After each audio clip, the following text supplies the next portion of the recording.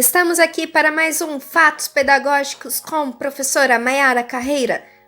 Se inscreva neste canal e ative o sininho. Gente, no vídeo anterior eu ia contar uma verdade, só que aí eu deixei para agora. Então, essa verdade é referente a quando a gente inicia a profissão como pedagogo. Tá, você já passou aí as fases do estágio, você já passou a fase de tentar processo seletivo, já conseguiu a sua vaga aí no processo seletivo. E agora? Vamos lá, então, vou trazer as dicas para vocês. Lembra quando eu disse para você que você deveria se dedicar ao máximo no estágio? Então, por que, Maiara? Vou dizer o porquê agora. Vamos lá. Gente, depois que você passa no processo seletivo, vamos falar de processo seletivo, não vamos falar de concurso público, tá? Porque há duas diferenças. Processo seletivo, você vai estar ali temporariamente naquela profissão ou naquele determinado lugar para onde você for direcionado. Você pode fazer o processo seletivo no estado e no município, certo? E aí, você vai passar 1 ou 2 anos, dependendo da forma com que você fez o concurso. Voltando. Então, quando você fizer o processo seletivo, no edital vai falar a validade desse processo seletivo. Tem uns processos seletivos que são válidos durante 1 ano. Tem outros que são de cargos temporários e outro que tem duração de 2 anos. Então depende muito da cidade, da banca, de como foi elaborado. Então você tem que estar atento a isso para não haver frustrações. Tá, passei, agora vou fazer o quê? Vou ir até as atribuições de aula. Tem lugares que eles fazem atribuição de aula onde todos os professores que passaram no processo seletivo direcionam-se a um local determinado, ou na Secretaria de Educação, ou em uma escola base, e aí eles vão fazer a chamada. Então você precisa estar atento a isso na sua instituição escolar ou na Secretaria da Educação para saber, para não perder a vaga. E a partir deste momento, você vai ser direcionado a uma instituição. Então, assim, se você fez um bom trabalho no estágio, com certeza você vai ter poucas dificuldades, porque o processo seletivo, ele te lança, às vezes, 2 meses em uma sala de aula, às vezes 15 dias. Então, depende muito do regimento da cidade, né? No caso, se você for fazer um município. E no estágio tem os contratos temporários no estado. Então, no estado tem os contratos temporários. Eles também visam de tempos em tempos, dependendo da necessidade da instituição. Aí você vai escolher uma instituição, se você vai pegar aquela instituição ou outra, quais as possibilidades dentro da sua realidade, você vai ser direcionado para lá. Muitas vezes nós não sabemos qual é o ano que você vai trabalhar, qual é a sala de aula, quem é o professor que era o professor titular da sala. Então você vai lidar com muitos desafios neste momento, como processo seletivo, tá? Vai ser um pouco complicado para você se adaptar, para as crianças se adaptarem a você também, porque eles vão ter uma rotina já pré-estabelecida com o professor. Então, o que você pode fazer quando entrar em uma instituição? Conversar com a coordenadora. Se você não tem a possibilidade de estar conversando com o professor que era da sala, professor titular, tente conversar com a coordenadora da instituição, porque é ela que está a todo momento com os professores da sala de aula. Então, ela sabe a realidade das crianças, porque os professores dizem o que os professores mencionam nas reuniões pedagógicas, nas TCCs, etc.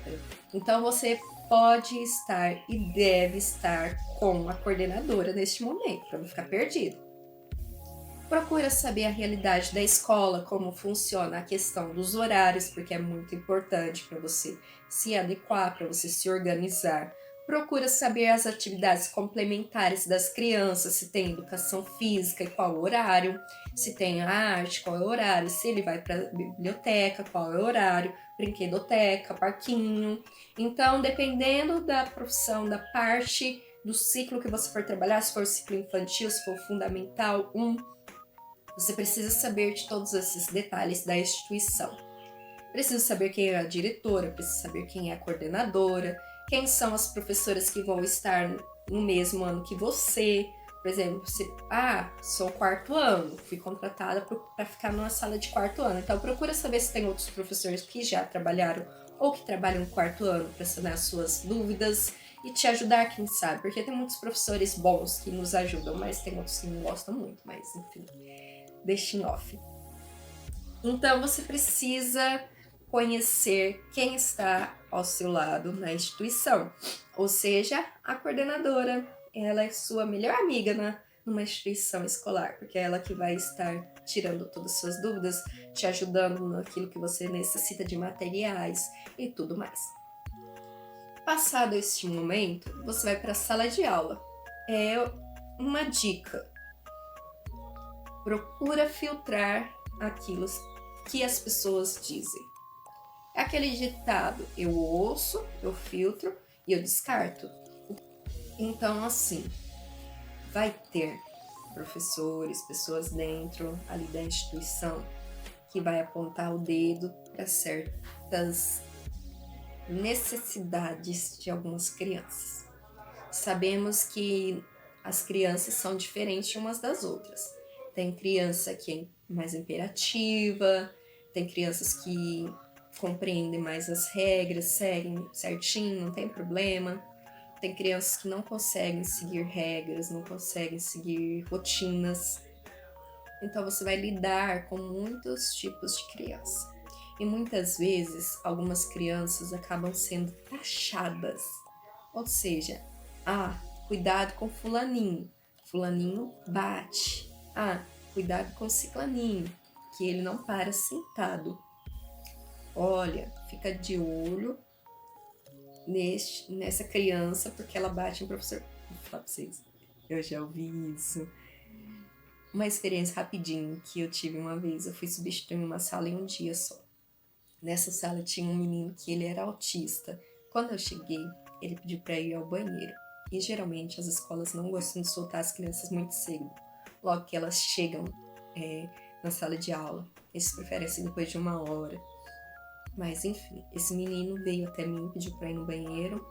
E aí eu peguei, analisei a situação dele e falei: professor, e também eu machuquei a boca, eu posso ir? Eu não sabia da realidade do menino, porque cheguei de última hora, né? E aí eu deixei o menino ir.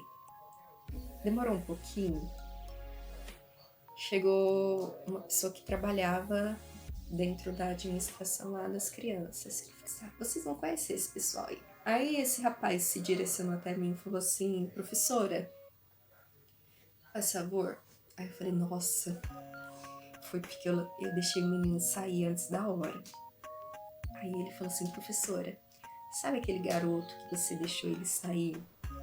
Aí eu falei assim: eu não podia ter deixado, né? Ele: não, professora, é assim, ele tem um autismo grave e ele já teve casos de professores contrariando a necessidade dele, o que ele queria naquele momento, e ele acabou batendo nos professores. Eu sou baixinha, né? Tenho 1,60 m, o menino era da minha altura e mais forte.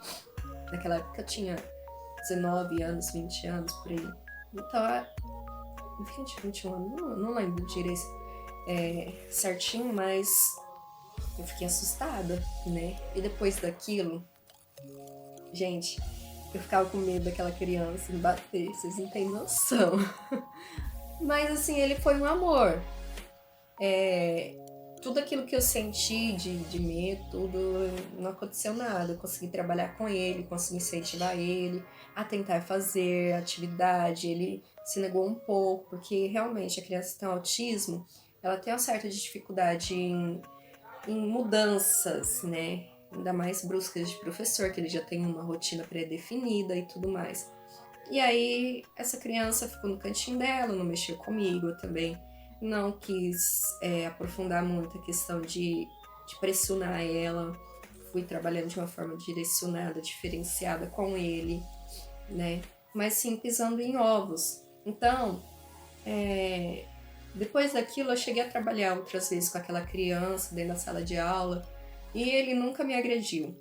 Então, assim, eu não sei como foi o outro posicionamento daqueles profissionais que já passaram por ali, o que aconteceu para ele ter agredido. Mas, assim, comigo não aconteceu. Então, muitas vezes, gente, voltando aí ao assunto, muitas vezes você vai ter pessoas que vai criticar uma criança, vai falar mal da criança, vai falar que ele vai te dar trabalho, que ele vai fazer isso e aquilo. Ou uma sala de aula, fala, nossa, boa sorte, que essa sala de aula, olha, é terrível. Mas aí, gente, depende muito da forma com que você trabalha. As crianças, elas gostam do quê? De brincar, elas gostam de fazer coisas diferentes. Então, se você for um professor inovador, se você for um professor criativo, eu tenho certeza que as crianças vão se dar bem com você. Então, essa é a minha dica para este momento. Se você ainda não deu o seu like, se você ainda não se inscreveu no meu canal, se inscreve que eu vou estar tirando todas as dúvidas possíveis. Beijos!